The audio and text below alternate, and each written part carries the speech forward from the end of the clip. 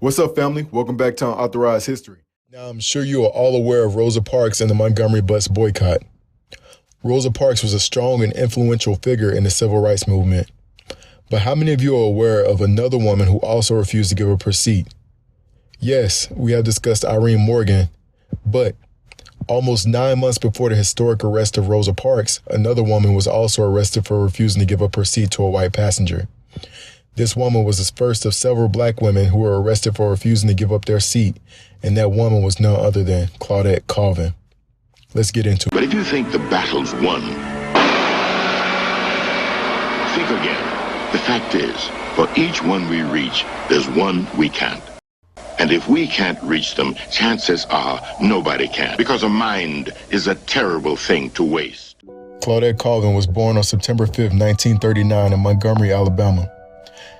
She was adopted shortly after birth by C.P. Colvin and Mary Ann Colvin. Growing up in a poor black neighborhood, she had her first experience with racism at the age of 4. While waiting in line at a store, a young white boy forced his way in front of her in line. Claudette was confused and she just stood there, and soon after a group of white boys came into the store and looked at her and started pointing their fingers and laughing. The little boy that cut in front of her in line asked to see her hands. Unbeknownst to her, he was comparing her skin color. This caused a group of white boys to laugh even harder. Mary Ann, Claudette's mother, overheard the laughing and came to see what was going on. Upon seeing the interaction between Claudette and the little boy, she grabbed Claudette and delivered a swift slap to her face and berated her for touching the young white boy's hand. It was on this day that Claudette learned that she was to never touch a white person. By 1955, Claudette Colvin was a teenager and she attended Booker T. Washington High School in the city. This high school was segregated during this time period. She was an active participant in the NAACP Youth Council at her school, and she displayed a keen interest in the topic of civil rights. On March 2, 1955, she boarded a bus to head home from school. Now, I'm sure you are all aware that during this period in Americans' history, if you were black and you chose to board a bus in the South, then you had to be seated towards the back. That was the rule. White people sat in the front and black people sat in the back.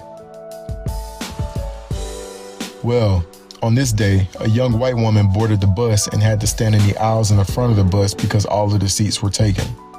The bus driver pulled over at the next stop and got up and ordered Claudette and the other 3 women in her row to vacate their seats and move to the back of the bus. The 3 women complied and moved, but Claudette remained seated and looked out her window. At this stop, another black woman who was pregnant also got on the bus and sat next to Claudette. The bus driver furiously ordered both of them to get up and move. Both Claudette and the pregnant woman refused to get up. The bus driver then called the police and they entered the bus and convinced the pregnant woman to move, but Claudette still refused to move, stating that she had paid her bus fare and it was her constitutional right to remain in her seat. The police forcibly removed Claudette from the bus and arrested her. She was charged with disturbing the peace, violating segregation transit laws, and assaulting a police officer.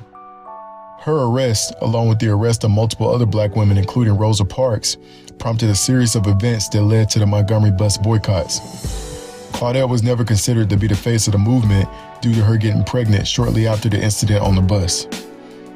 Her mother, and even Rosa Parks herself, felt it would have been a bad idea.